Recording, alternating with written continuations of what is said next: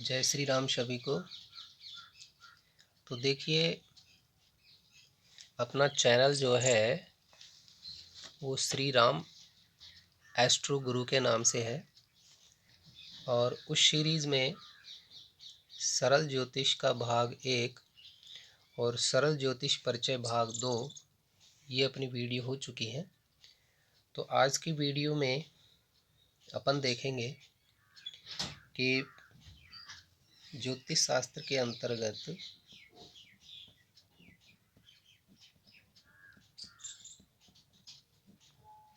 अपना चल रहा था पंचांग। पंचांग किस लिए कहा गया? क्योंकि इसमें 5 भाग होते हैं, 5 अंग होते हैं। पहला तो हो गया तिथि, दूसरा हो गया वार, तीसरा हो गया योग,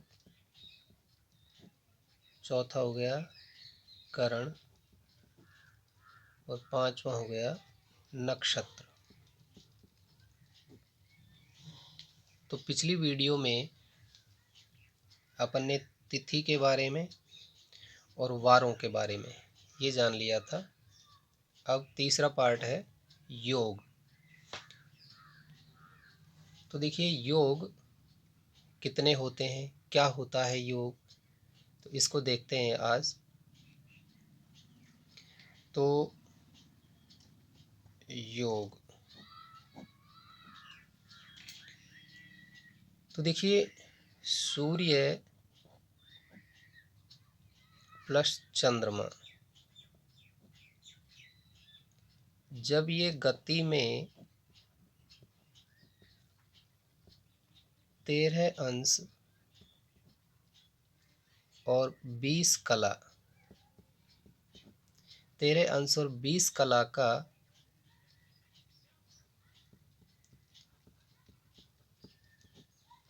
अंतर होने से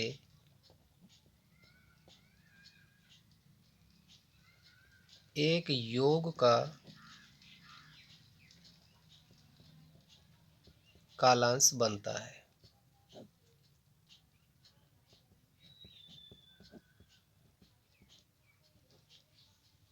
अर्थात इसका मतलब क्या हुआ कि सूर्य की माध्यमिक गति दैनिक 9 अंश है और चंद्रमा की 13 अंश और 20 कला।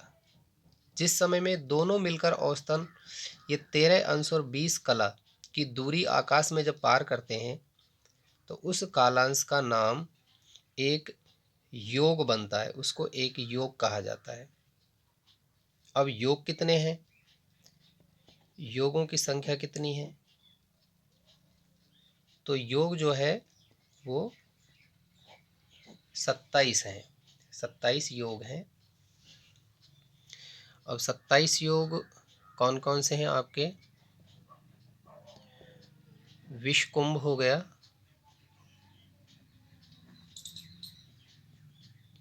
दूसरा हो गया आपके प्रीति योग, आयुष्मान,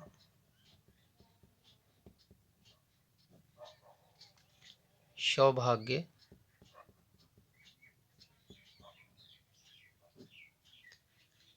शोभन, अतिगंड, अतिगंड हो गया, सुकर्मा, धृति, शूल, गंड, वृद्धि और ध्रुव, व्याघात, व्याघात हो गए आपके हर्षण,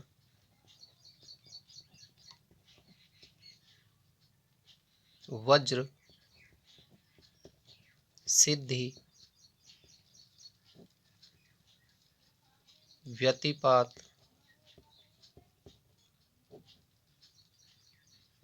वरियान,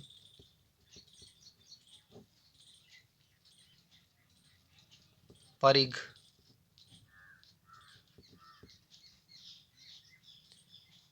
शिव हो गया एक योग, एक योग हो गया सिद्ध,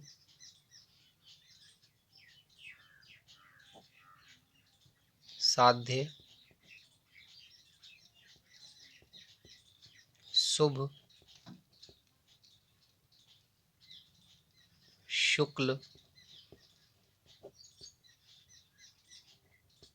एक हो गया आपके ब्रह्म, ऐन्द्र,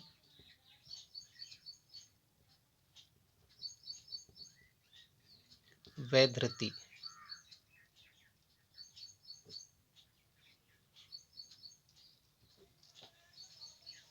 तो इस तरीके से आपका विषकुंभ, प्रीति, आयुष्मान, सौभाग्य, शोभन, अतिगंड, सुकर्मा, धृति, शूल, गंड, वृद्धि, ध्रुव, व्याघात, हर्षण, वज्र, सिद्धि, व्यतिपात, वरियान, परिघ, शिव, सिद्ध, साध्य, शुभ, शुक्ल, ब्रह्म, ऐन्द्र और वैधृति। तो इस तरीके से ये 27 योग जो है वो होते हैं। ठीक है जी। अब अपना योग हो गए 27। अब देखने हैं करण कि करण कितने होते हैं।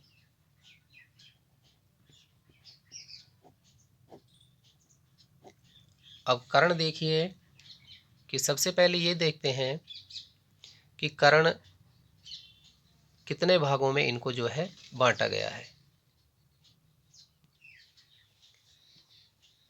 तो देखिए कि करण क्या है कि जो तिथि का आधा भाग होता है, तिथि का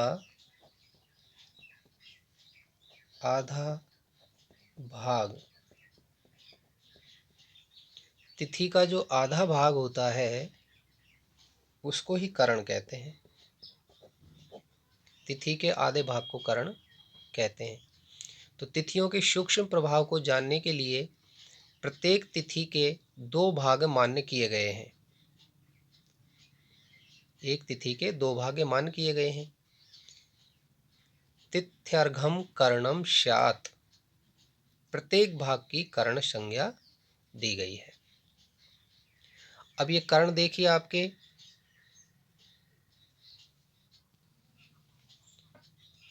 तो देखिए कर्ण जो है एक तो चर कर्ण होते हैं और एक स्थिर कर्ण होते हैं।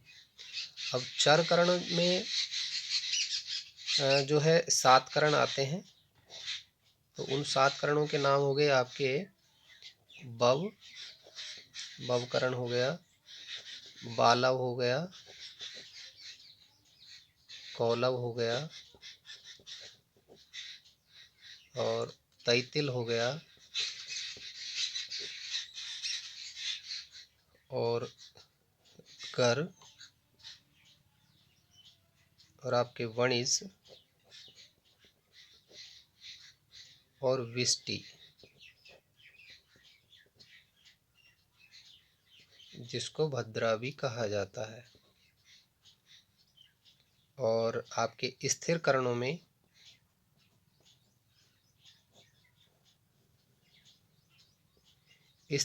में आपके जो है शकुनी,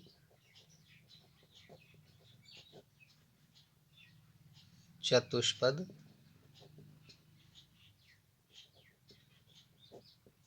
नाग और किंस्तोग्न, ये जो है आपके 4 हो गए स्थिर कर्ण। तो इस हिसाब से टोटल जो है 11 कर्ण होते हैं। अब देखिए जो विष्टिकरण होता है उसे भद्रा भी कहा जाता है, जो भद्राओं को देखा जाता है। तो भद्रा जो है भद्रा किसी भी शुभ कार्य जो होता है, यानी कि भद्रा किसी भी शुभ कार्य में वर्जित होता है, शुभ कार्य वर्जित होते हैं। भद्रा में कोई शुभ कार्य जो है नहीं किया जाता है। बाकी जो है कोई घात कर्म होता है या कोई तांत्रिक कर्म होते हैं,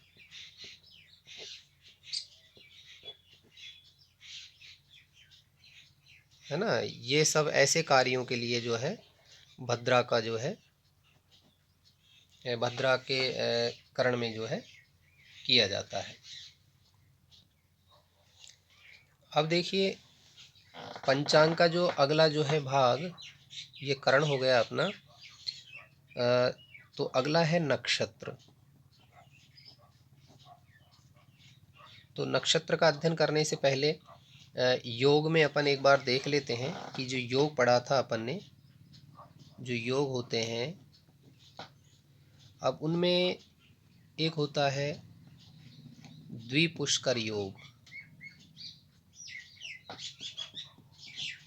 अब देखिए द्विपुष्कर योग क्या होता है कि भद्रा तिथि हो, भद्रा तिथि कौन कौन सी होती हैं, द्वितीया, सप्तमी और द्वादशी। भद्रा तिथि हो प्लस यानी कि उस दिन शनिवार पड़े या मंगलवार पड़े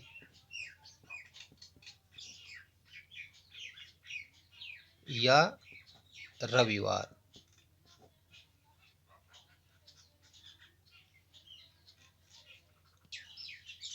ये तो वार पड़े।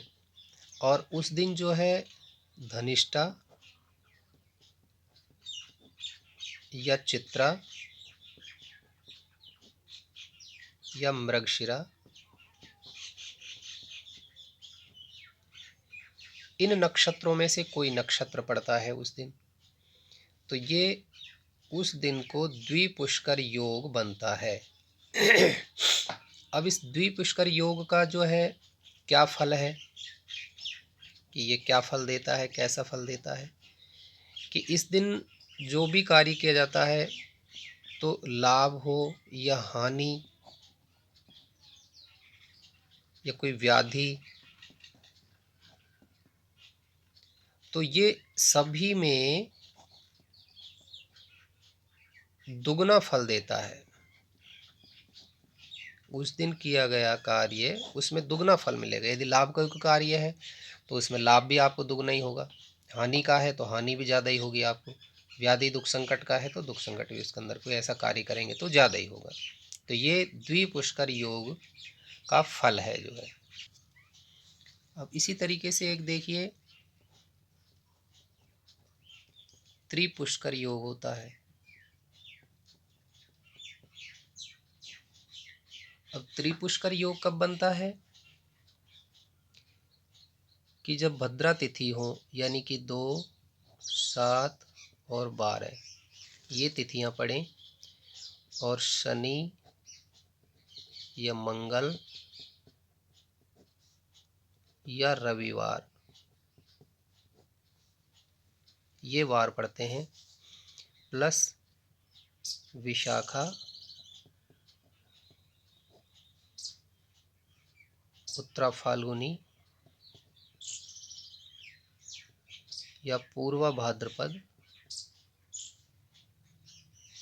या पुनर्वसु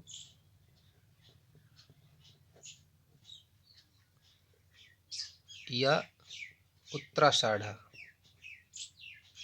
ये नक्षत्र पड़ते हैं यदि उस दिन आपके जो है, तो इनके मिलने से त्रिपुष्कर योग बनता है। तो इसमें जो भी शुभ या अशुभ जो भी कार्य होता है उसका तिगुना फल मिलता है, इसलिए इसको त्रिपुष्कर योग कहा जाता है। तो इस वीडियो में अपने ज्योतिष शास्त्र के अंतर्गत पंचांग में चल रहे थे, तो अपनी तिथि हो गई, वार हो गए, योग हो गए और करण हो गए। अब नेक्स्ट वीडियो में अपन नक्षत्रों के बारे में जो है जानकारी प्राप्त करेंगे कि कौन कौन से नक्षत्र होते हैं, कौन उनके स्वामी होते हैं, क्या क्या संज्ञा होती है नक्षत्रों की। तो तब तक के लिए सभी को जय श्री राम।